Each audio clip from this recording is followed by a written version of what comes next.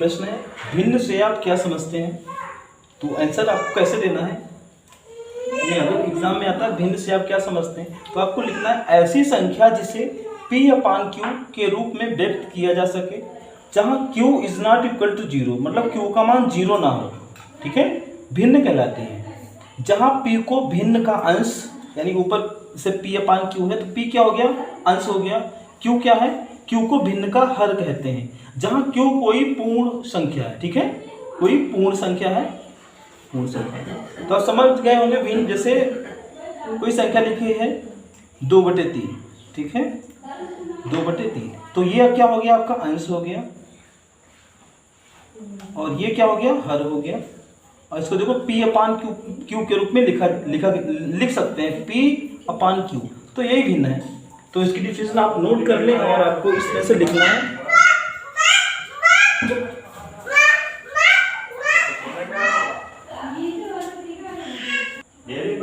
अगला प्रश्न यह है 1, 2, 3 से बनने वाली 3 अंकों की सभी संख्याएं लिखिए, ठीक है। 1, 2, 3 इन अंकों का प्रयोग करके जितनी संख्या बन सकती है सभी संख्या लिखना है, जबकि अंकों की पुनरावृत्ति ना हो, कोई अंक दोबारा रिपीट नहीं करना है। तो पहले क्रम से यानी 1 से ही बना लेंगे, 1 से शुरुआत करके, तो 1 और 2 और 3 हो गए, ठीक है। अब शुरुआत में 1 ही रखेंगे, इनको पलट देंगे, 3 पहले कर लेंगे, 2 बाद में, ये हो गया, 2 संख्या 1 से बन गई। अब 2 को शुरुआत करके बना लेंगे, 2 और फिर 2, पहला 2 ले लिया, फिर कोई अंक लिख दो, मान लो 1 और 3 कर लिया, 2 से शुरुआत करके बना रहे हैं, ठीक है, फिर 2 से 1 और बनेगी, इसको पलट देंगे, 3 इधर आ जाएगा, 1 उधर, 3 और 1, ये हो गया। 1 से बना ली, ये देखो 1 से बन गई, 2 से बना ली, अब किससे, 3 से रह गई, 3 से बनाएंगे तो 3 ले लिया, ठीक है, और 1 और 2 यानी 112 हो गया। अब 1 फिर 3 से बनाएंगे, 12 में 1 उधर कर देंगे, 2 इधर कर देंगे, तो ये सारी संख्याएं बन गई हैं। यानी कौन कौन सी हैं, 123, 132, 213, 231 और 312, 321, ये सभी संख्या बन गई। इसके बाद नेक्स्ट क्वेश्चन ये है 5, 4, 3, 8, 9 से बनने वाली सबसे बड़ी तथा सबसे छोटी संख्या लिखिए। इस वाले में प्रश्न में दिया था सभी संख्या लिखनी थी, लेकिन इस वाले में सबसे बड़ी संख्या और सबसे छोटी संख्या लिखनी है। तो याद रखें, अगर सबसे बड़ी संख्या आपको लिखनी है तो सबसे पहले तो उसको डिसेंडिंग ऑर्डर में लिखते हैं, यानी सबसे पहले बड़ा अंक, फिर उससे छोटा, उससे छोटा, अवरोही क्रम में लिखते हैं। तो सबसे पहले सबसे छोटी के लिए असेंडिंग ऑर्डर में यानी बढ़ते हुए क्रम में लिखते हैं। तो पहले सबसे बड़ी संख्या, सबसे बड़ी संख्या, तो सबसे बड़ी संख्या के लिए क्या है, सबसे बड़ा अंक 9 है, फिर 8 है, फिर 5 है, फिर 4 है और फिर 3 है।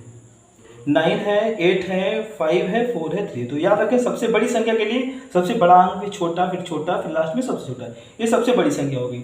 और सबसे छोटी संख्या अगर पूछी जा रही है तो सबसे पहले छोटा अंक लिखते हैं, फिर उससे बड़ा, फिर उससे बड़ा। अगर सबसे बड़ी की बजाय सबसे छोटी पूछी जा रही है तो सबसे छोटी संख्या ये हो जाएगी। सबसे छोटा अंक कौन सा है, इसमें 3 है, और उससे बड़ा कौन है, 4 है, 5 है, फिर 8 आएगा, फिर सबसे बड़ा अंक लास्ट में। तो ये सबसे छोटी संख्या हो गई। और लेकिन आपको एक यहाँ पे एक ये बात याद रखनी है कि अगर 0 दिया है, आपको छोटी संख्या बनानी है। जैसे आपको एक एग्जाम्पल दे रहे हैं, लिखा है कि 2, 0, 3 और 5, आपको छोटी संख्या बनानी है, छोटी संख्या। तो सबसे छोटा अंक, अभी हमने आपको बताया सबसे छोटी संख्या बनाएंगे, सबसे पहले सबसे छोटा अंक, फिर उससे बड़ा, यानी असेंडिंग ऑर्डर में लिखते हैं। तो सबसे छोटा तो 0 होता है, लेकिन 0 को पहले सबसे पहले नहीं लिखा जा सकता, इतना याद रखना है आपको। तो 0 के अलावा जो छोटा होगा उसको लिख लेंगे, 2 है, ठीक है।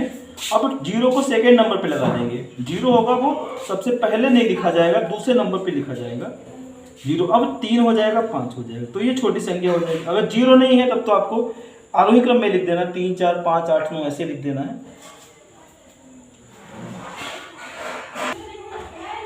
अगला प्रश्न यह है निम्न संख्याओं में अंक 7 का स्थानीय मान ज्ञात कीजिए।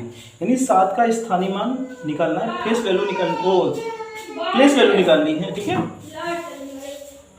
7 का निकाला है, 7 लिख लिया, और 7 के आगे जितने डिजिट है उतने 0 लगा देंगे। पिछले वीडियो में भी हमने आपको बताया 1, 2, 3, 4, 5, 6, 7, 8, तो 8 0 लगा दें। 1, 2, 3 4 5 6 7 8, ये स्थानीय मान हो जाएगा। ऐसे ही 7 का, इस वाले 7 का कितने, 1 2 3 4 5 0, 1 2 3 4 5, ये हो जाएगा। ऐसे इस 7 का कितना हो जाएगा, 7 हो जाएगा। और 1 2 3 4 5 6 7, 7 जीरो लग जाएंगे, 1 2 3 4 5 6 7। इसमें इस 7 का यानी इसका 7 1 2 3 4 5 6, 1 2 3 4 5 6। तो इस तरह से स्थानीय मान यानी प्लेस वैल्यू निकालते हैं। लेकिन कभी कभी आपसे ये पूछेगा, ये तो स्थानीय मान है, इसको बोलते हैं place value, PLAC, place value. इस प्रकार प्लेस वैल्यू निकालते हैं। और कभी कभी आपको निकालने को आएगा फेस वैल्यू, यहाँ पे लिख रहे हैं, ठीक है। फेस वैल्यू पूछेगा तो वो कैसे निकालेंगे, आपको ध्यान। फेस वैल्यू को जातीय मान, हिंदी में जातीय मान और अंकित मान, ठीक है, जातीय मान भी बोलते हैं और अंकित मान भी बोलते हैं।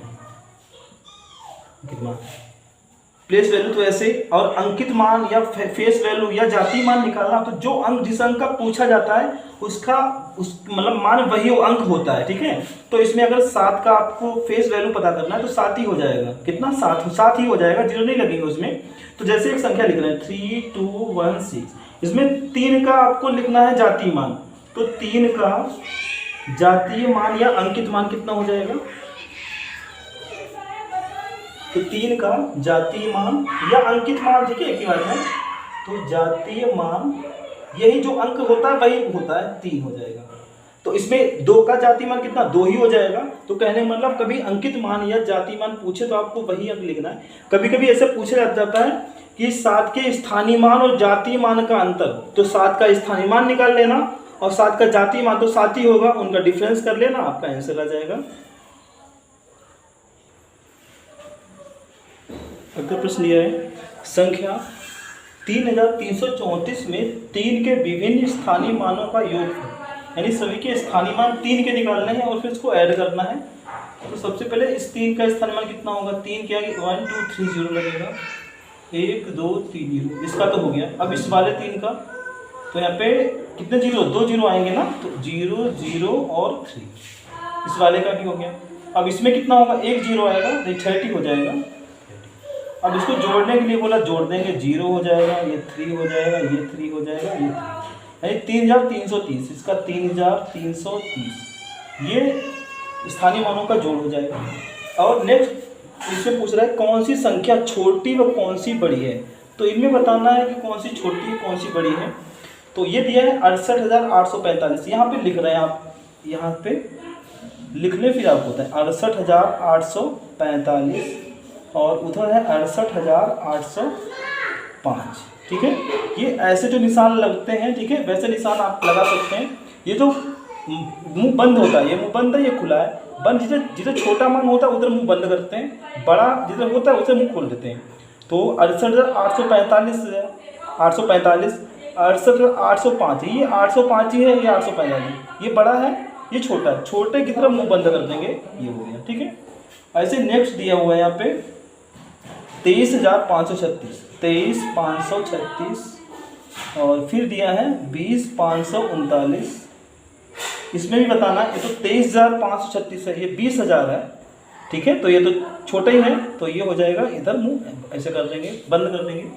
और अगला दिया 49,095, 49,095 और दिया है यहाँ पे 49,097, 49,097, ये 49,095 है, ये 49,097 है। तो वो 97 बड़ा है, ये छोटा है, तो जो छोटा है इसकी तरफ मुंह बंद कर देंगे ये। तो इस तरह से आप बड़े छोटे को दर्शा सकते हैं। अगला है सह अभाज्य तथा दो अभाज्य संख्याओं में अंतर। ये भी पूछा जाता है कि सह अभाज्य संख्याओं और दो अभाज्य संख्याओं में डिफरेंस पूछा जाए तो आपको क्या लिखना है। सह अभाज्य संख्याएं कौन सी होती हैं? ऐसी संख्याएं जिनका साल गुणनखंड, ठीक है, साल गुणनखंड का मतलब दोनों संख्याओं के गुणनखंडों का जो कॉमन होता है, ठीक है, या कह लो HCF यानी मासा वही तो होता है जो कॉमन होता है। कॉमन यानी साल गुणनखंड मात्र एक हो, एक संख्या हो, यानी एक संख्या ही कॉमन हो और कुछ कॉमन ना हो, अर्थात उन संख्याओं का महत्तम समवर्ग एक हो सहअभाज्य संख्याएं कहलाती हैं। एग्जाम्पल 3, 4, 6, 7। जैसे अगर इसके फैक्टर करेंगे तो 3 के फैक्टर होंगे 3 और 1 होगा। 4 के फैक्टर करेंगे 2 और 1 होगा। ठीक है, ये 4 के फैक्टर हो जाएंगे। इन दोनों में सेम संख्या क्या है?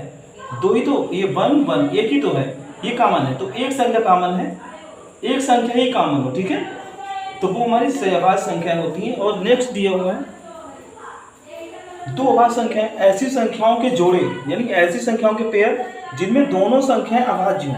अच्छा, इसमें जरूरी नहीं कि दोनों, ये लिखा जरूर है सहअभाज्य संख्या है, लेकिन इसमें संख्याओं के जो पेयर होते हैं उसमें जरूरी नहीं कि अभाज्य संख्या ही हो, क्योंकि 4 तो हमारा भाज्य है, 2 से ये डिविजिबल है, 2 से कट जाता है। ठीक है, इसमें जरूरी नहीं कि अभाज्य हो, लेकिन इसमें जरूरी है कि दोनों अभाज्य होनी चाहिए, दोनों संख्याएं अभाज्य हों तथा उन दोनों के बीच 2 का अंतर हो। इसके बीच में कितने का डिफरेंस?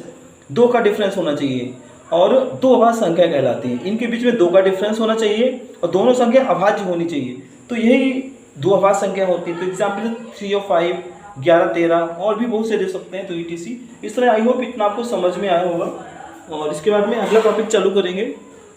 Thanks for watching. जय माता दी।